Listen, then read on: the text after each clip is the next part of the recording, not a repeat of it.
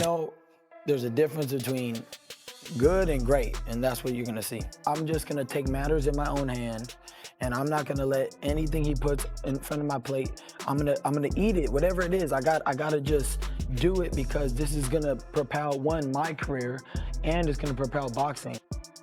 I want to make the most memorable nights in boxing. You know, the ones where people go, "God, what a fight! What a night! Something to remember, history made, legacy made." That's why I'm here. So whoever wants it can get it. That's who you are. I have no doubt about it. But I asked a very direct question. This is first thing. He don't know me that well yet. Who do you want? Like, who's the guy? Garcia. Yeah, that's all I want to hear. That's all I want to hear, Dana. That's what I was asking. In a heated live ESPN interview, Ryan Garcia addressed Conor Benn directly, delivering a firm warning. He confidently claimed that if they ever fought, he would dominate the bout and defeat Benn convincingly. Hey, pause. No Diddy, Conor. No, you know ass beating me. You know ass beating me. I'll come over there and fuck you up. How about that? Oh, you're getting even more Diddy with it. Come on, stop it, brother.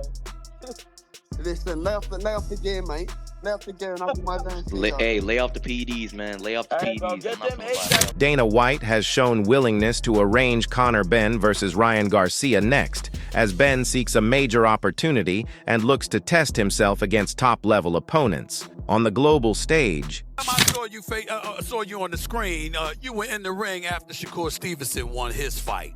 But Ryan Garcia and the potential for a fight against him is what everybody's been making noise about as well. Where is your head in regards to that? What fight do you want? What have you told Dana White? Listen, What's the fight that you want? We're going to try and make the WBC World title, mandatory for that shot. I've worked hard to get to that shot. But ultimately, I'm not sure of options. There's plenty of fighters calling me out. So we'll see what's there. Whatever fight the public want, they can get. I'm here because I want to make the biggest fights possible. What you, Dana? What do you? Yeah, I agree with everything he said. That's why I'm in the business right now, is to make the fights that people want to see, put on massive. You know what's crazy? So we were together yesterday, and he asked me, this is the state of boxing right now. He says, "Did you watch my father fight?" I said, "Are you crazy? When your father was fighting, everybody all over the world knew who, the champion was, knew who, when big fights happened anywhere in the world, everybody watched. Boxing was big in America back then. So that is my goal, is to make it that way again over the next. Greg Hackett firmly supports Ryan Garcia in a possible matchup, stating that Garcia possesses the ability, strength, and precision required to stop Conor Benn and deliver a clear statement victory. They had the back and forth. Like, I'm gonna knock you out, and Conor responds that Tank made you quit, Rolly beat your ass, and Luke Campbell dropped. What you think of that fight if it happens now? I think it's a great fight. But I think if Ryan go out there looking like anything like his last fight, I think he'll stop Conor Benn. I don't think Conor Benn is defensive enough. I like his intensity level, but his defense don't really have no defense. And Ryan's speed gives anybody problems. And then he can punch too. So I think Ryan stop Conor Benn on some real shit. I think all the 47-pounders will stop him. I think Brian Norman Jr. would stop him. I think Devin Haney would stop him. Whoever at 47. Is it the weight? Because he looked good against Eubank. Yeah, I think it could be the weight, but also I think it's just his style. His style is not really that complicated. It's a simple style, and the things he do is simple. He jump in, jump out. You know what I mean? Jump in, jump out.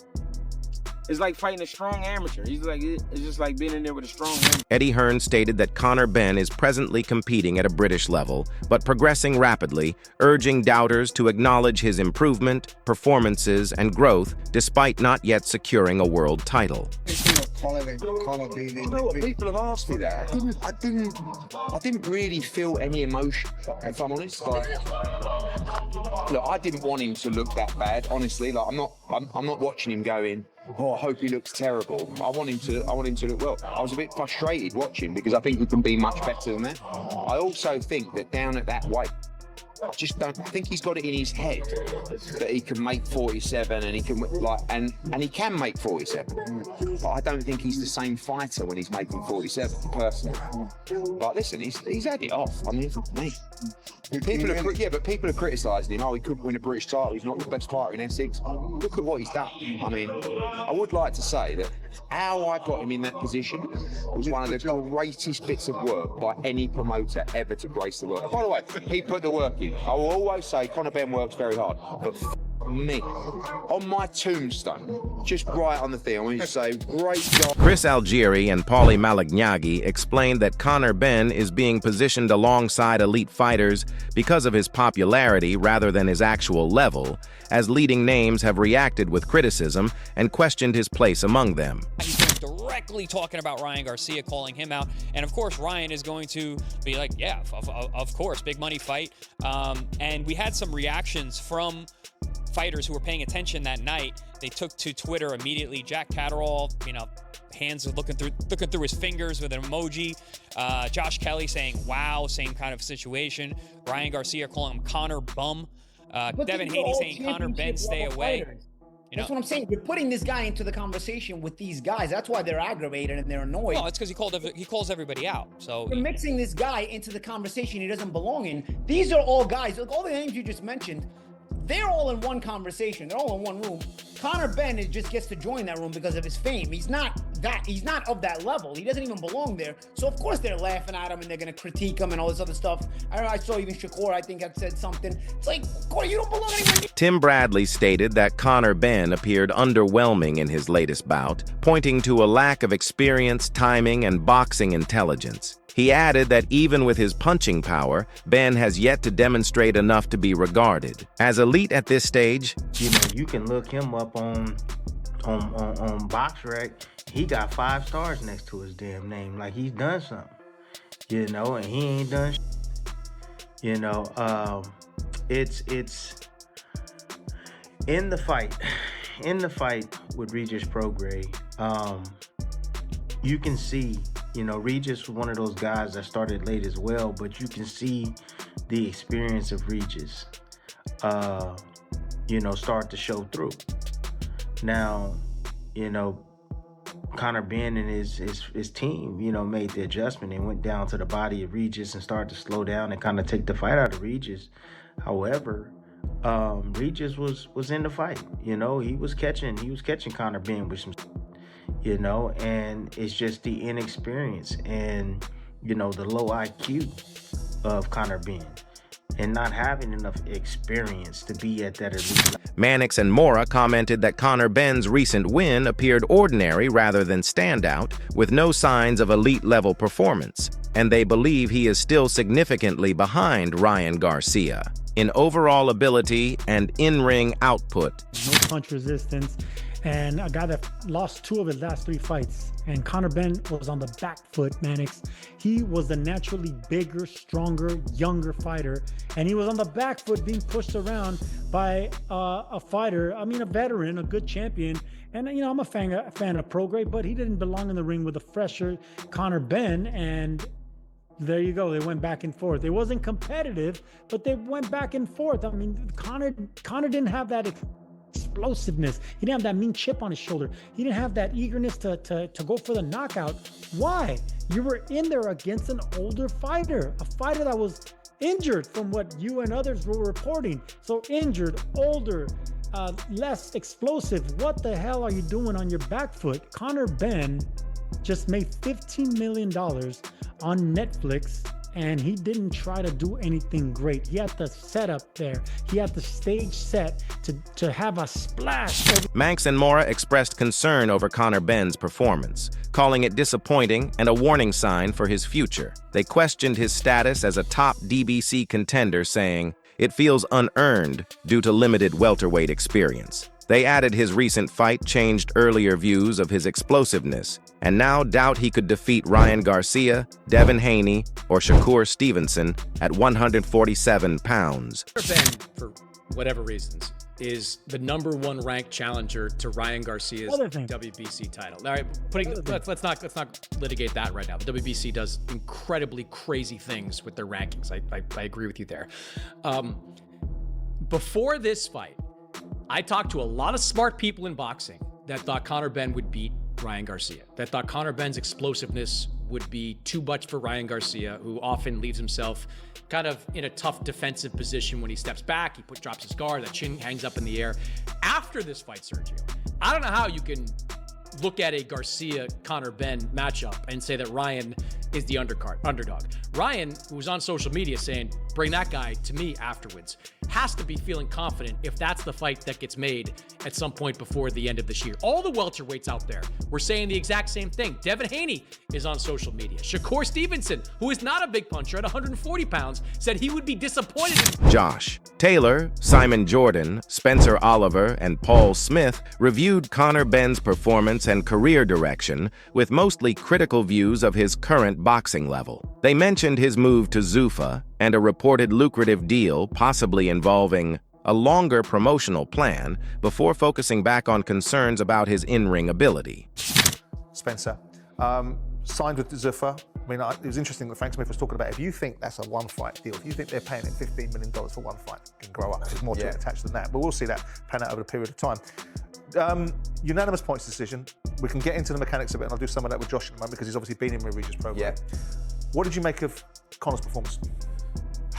What did I make of Conor's performance? That he's not a world-class fighter at 147 or at 154. I think that become evident. We've got Regis Prograis there that's got an injured jaw, an injured hand, an injured foot, an injured knee. He's talked about pulling out the fight on Friday night itself. He was shit scared going into the ring, and Conor Benn couldn't get rid of him, and actually had quite a tough night with him. I know it was 98, 90, 92, and Conor was winning the rounds, but it was competitive. And I think that what we found out there is that Conor doesn't hold the power down at that low weight. Since he's there, he looked drawn at the weigh-in and the week. Simon Jordan stated that Conor Benn is not a world-class fighter at 147 or 154, saying his recent fight highlighted limits in both power and durability even against an injured opponent. He believes Benn has been carefully guided and promoted more for popularity than top-level achievement. Paul Smith agrees, calling him competitive but restricted. Spencer Oliver and Josh Taylor rate him British to fringe European level, praising toughness but questioning elite readiness. Spence. Listen to Paulie Malignaggi had some things to say about the fight and Conor Benn. Listen to him. Paulie, did you catch the Conor Benn fight? Did you catch the co-main event? I did. You know what, guys? I'm done. I'm done with it. This guy is horrible. This guy's terrible. I don't mind watching Conor Benn. Like I don't mind him getting the fanfare. He's an okay fighter. Just don't start mentioning him at world-class levels. Then you start crossing the line. Because he's not your Jake Paul either. So it's not like I'm throwing him all the way on the other side. I'm not doing that. I'm being a very honest person here. He's an okay fighter, okay? But just don't start mentioning him with these world-class situations, the world-class fighters. He talks about Shakur Stevenson and all this other stuff. This name belongs nowhere near those guys, okay? For the fanfare, okay, I get it. People start talking about him. He's got a lot of popularity, and I understand that's going to happen. But don't start mentioning him boxing-wise with these guys. All of a sudden, right away, we start seeing tweets and Instagrams about this Shakur Stevenson fight and everybody. Shakur Stevenson would beat him with one hand. I would beat him. Tim Bradley explained that Conor Benn's clash with Regis Prograis revealed clear gaps in experience and fight intelligence. He noted that Prograis's veteran timing and ring craft became more evident as the fight developed. While Benn's corner made tactical changes, including targeting the body to reduce output, Bradley said Prograis continued landing clean, significant punches, exposing defensive weaknesses and limited top-level experience. He criticized Benn's low ring IQ and lack of proven elite status, adding that although he has strength and some power, it does not make up for technical flaws. Bradley concluded Benn still appears raw, unpolished, and uncertain against elite opposition. Because he has some pop, he had some pop. You know, ever since, you know, he stopped drinking that baby milk, whatever that was, he took fertility, whatever. Then they said it's something about some contaminated eggs or something like that, whatever the hell that is, you know. I mean, that makes sense now to me. You know why he's taking that. You know, they say, well, he didn't mean to take it and all this. Get the hell out of here with that. You know, he was suspended for some years, I believe. But you correct me if I'm wrong. But, you know, it was mainly like because he don't believe in himself. You know, anytime he steps up in a fight, you know, the dude is scared. He's scared to death. You know, I'm pretty sure he was scared in this fight. You know, because not only did he have to come down in weight, you know, and cut muscle. Yeah, he had to cut some muscle. Chris Algieri and Paulie Malignaggi said Conor Benn finds himself in a tough situation, stuck between elite names he is targeting and ongoing struggles to make the welterweight limit. They explained that if he cannot fully succeed at 147, stepping up to 154 would be even harder due to a deeper, more competitive division. They added that middleweight could be slightly less demanding, but still questioned his chances of ever becoming a world champion. After his latest outing, they feel that goal is moving further away. They reviewed potential fights but dismissed many as difficult, pointing to strong 147-pound contenders like Pero and others. They ultimately warned that a fight with Ryan Garcia would be extremely risky for Benn, especially considering the weight cut, and predicted Garcia could stop him early because of superior skill and physical advantages. Gonna push the name Benn, and Anthony Hearn actually did a lot of the work for you. And now, of course, you're in the conversation and you're constantly in the conversation. But yeah, he doesn't belong in the conversation with these guys. All these guys that you mentioned are on one side of the they're all world champions. They've all been in the room. They've all been in the room. Even if they would lose their world title, they've been world champions. They've shown they're the part. They could still, you can match them up against one another, and it would be a solid fight on paper, no matter how it comes out in reality. On paper, Benn and any of these guys is really not a good fight, bro. Like Abdulma75 has a really good comment. You can't skip British and European level and expect to hang with the world level fighters. This is a really good point. And I've seen comments before. You know, this guy won't even win a British world title. You know, the comments are not favoring Benn in any way. But they're going to, because again, the investment that's been put into him. This is one of those. All right, we just got to get. Garcia, following his win over Mario Barrios, has climbed toward the top of the rankings amid talk that he could become a mandatory challenger. Although no official confirmation has come from sanctioning bodies, his name is regularly connected to major welterweight fights, with a possible bout against Conor Benn drawing the most attention. The matchup has been discussed for some time, and Garcia recently stated that both camps are aiming for an August fight in Las Vegas. His comments have increased excitement, with fans and analysts now viewing it as a realistic next step. Mario Barrios, so he's not owed a mandatory as of yet, but you know, he's in the ranking system. He's number one. They haven't made him officially the mandatory, but nonetheless, there's been conversations and talks of this fight. The situation grew more complex after Conor Benn agreed to a new contract extension with Zuffa and Dana White. This update brought added uncertainty to ongoing talks, especially with existing friction between Zuffa Boxing, the traditional sanctioning bodies, and Oscar De La Hoya's promotional company. These competing relationships could significantly slow down or even interfere with plans for the fight. Further doubt was created when Benn mentioned during his ESPN appearance that he has multiple options available. Meanwhile, Ryan Garcia has stayed active on social media, sharing interview clips and interacting with fans, clearly showing interest in the matchup. Even so, promotional politics continued to delay official confirmation. Some time now, okay? For quite some time. And it was just reported by Ryan Garcia himself that him and Conor Benn are going to fight in August in Las Vegas. But now, Conor Benn signs this contract and this extension with Zuffa and Dana White. And we know how Dana White and Ryan Garcia's promoter,